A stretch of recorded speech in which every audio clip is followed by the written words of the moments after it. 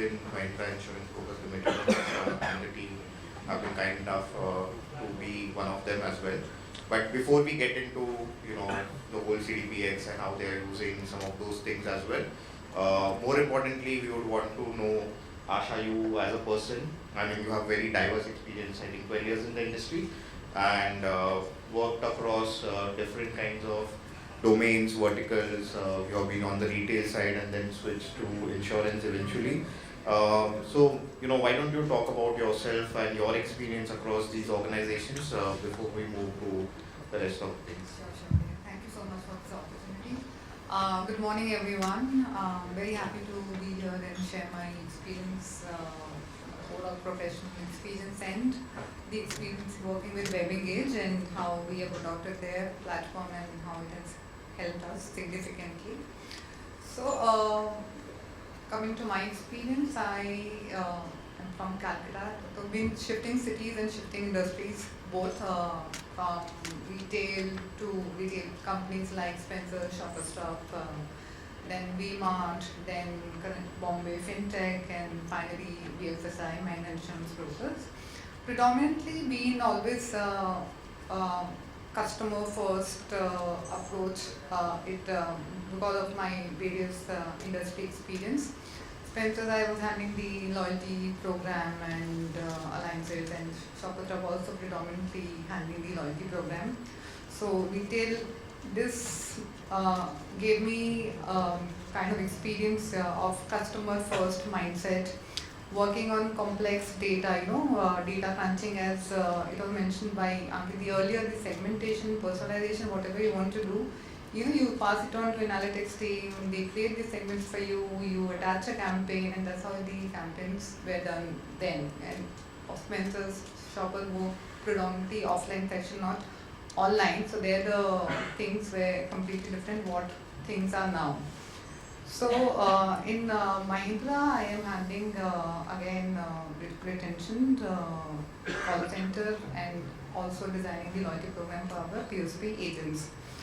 So here we were again working with different systems, a lot of fragmented data, and there were a lot of, I would not say challenges, but to run our campaigns effectively, we realized we needed a one platform where all our we can see all our communication under one roof, and we could get a unified communication of a single customer, as like we mentioned in the earlier speeches.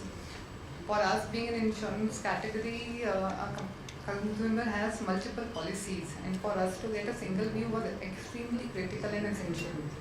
And hence we realized the need for the marketing automation or MarTech platform, and we were kind of approaching and talking to different partners. Right, I touched on that topic also. No worries, that's okay. As a part of your journey, and more importantly, insurance as a segment is pretty complex, I would say. There are insurance companies in the first place. You touched upon, different ways to sell insurance. There are POSPs. In case of Mahindra, a lot of it is via dealerships as well, for example. There is definitely a proposer, insurer, whatnot. There are broking firms. The segment itself is pretty complex in terms of whom you are. There are aggregators as well, for example. It would be helpful for the audience to know where does, MIBL or Mahindra Insurance Brokers Limited stand. We are a part of Mahindra Group, 100% subsidiary of Mahindra Finance. We started in 2004 with a vision of making insurance accessible and transparent and making customer-centric. So initially we were granted a direct broking license for life and non-life, and in 2011 we got a composite broker license, which allowed us to do reinsurance broking. So as we mentioned, we are a broker and we facilitate insurance, and so we have different channels through which the insurance is, like our POSP channel, our dealership model, we have our corporates, and obviously D2C platform, which is WIP. So these are the different models through which we operate.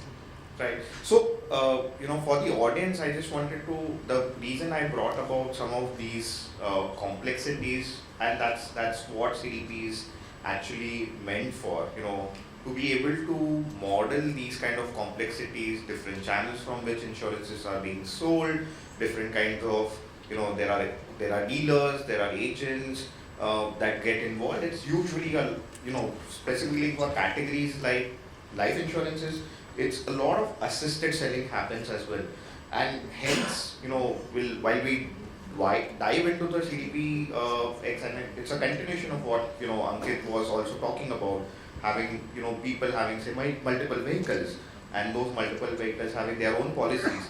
If you guys own your own vehicles, there are say third party policy components, there is own damage component, each having its own there is a 3-year policy for third party, but 1 year of own damage, for example. Now each of these are connected to each other, and that's where capabilities of the CDPX that we were mentioning come to the forefront, because these now third party and own damage are actually related. Because we saw it in our use cases while we were doing the integration with the web engaged team. So the primary reason obviously was the CDP platform, where we could see it could switch, it could stitch the user policy, user data, policy data, the renewal patterns, the channel behavior, and the personalization, and the dealer-wise performance, the call center integration data into single source of truth. That was the main, the USP which attracted us, and which we wanted to have a complete picture, which we do not have as of now. So that, I think that problem got resolved. And obviously a lot of from fragmented data to contextual segmentation and customer intelligence, we are looking forward to that, is customer intelligent experiences from the web engaged platform. Sure. I think the journey has just started. It has just started. We've just gone live in the, I think, last month or so. So there are a lot of use cases still pending to be live, which we are working upon. And thankfully, the major shift has happened from campaigns to journey. I would like to highlight on that, because earlier it was we were running campaigns, now they are journeys. And now from journeys, it would be, you have been emphasizing on the context, the contextual segments and the journey. We would want to explore that part also. And then obviously in the beginning, rather than being only a renewal retention engine, we would like to a predictive renewal engine is something which we are expecting from web engage.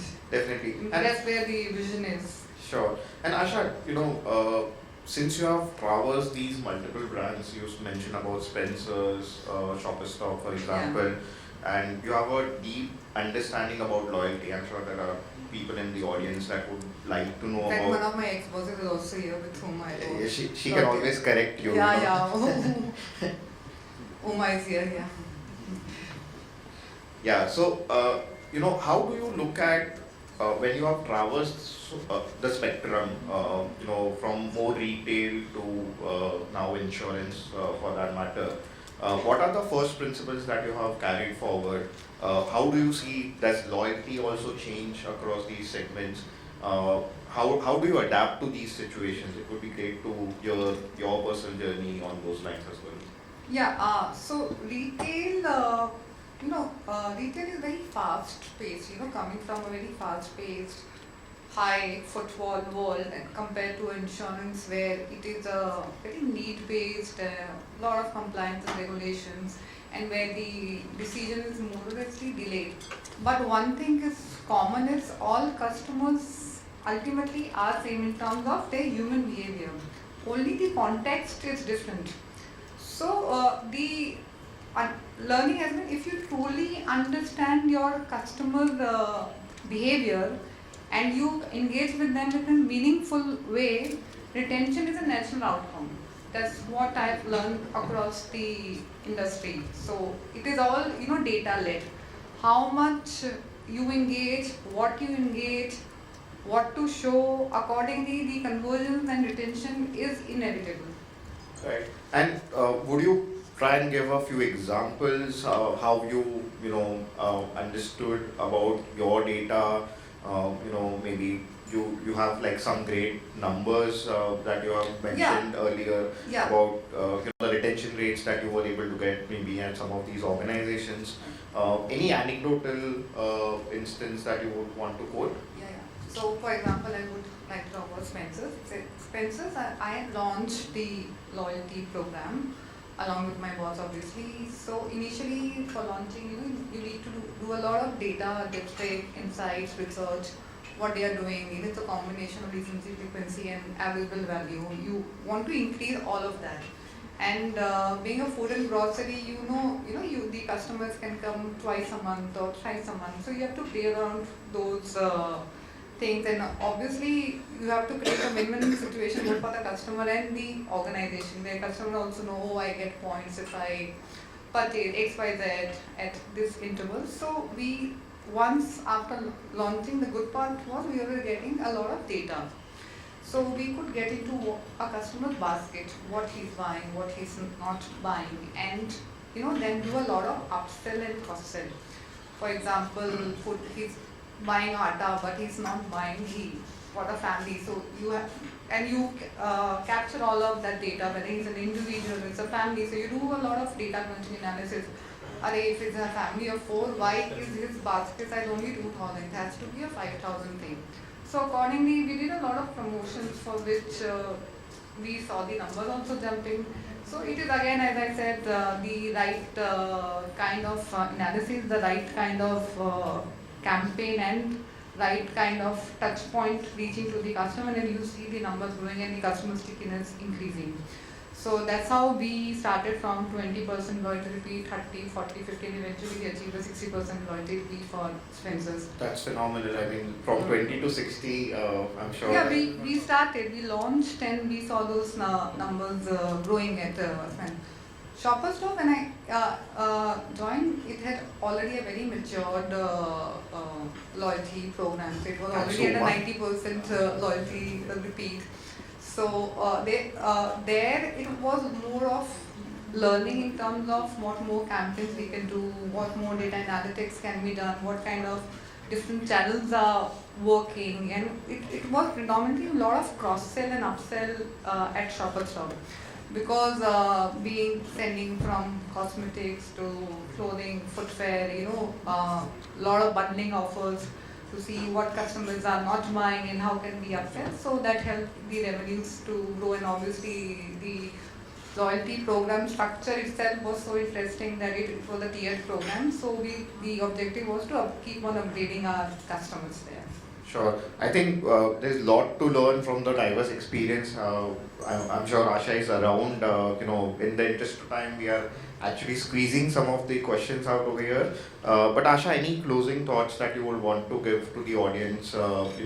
What they should be doing right, what has worked for you, anything that you would want to add on before customers stay where they are valued, and obviously with the right combination of data, technology, personalization, I think businesses can convert customer relationships and not just transactions. I think it's that's what I have learned so far in my career. Fantastic. And you have seen a bunch of AI things. I'm sure that the world is progressing towards AI.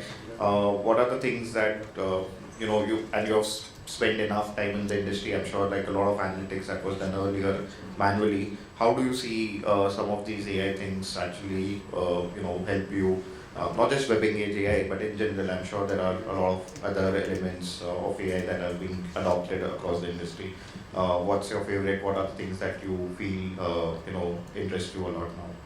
Yeah, especially at workplace, I think any tasks which used to take maybe days or hours, it's getting done within a few minutes thanks to our Copilot internally, which we've been using a lot.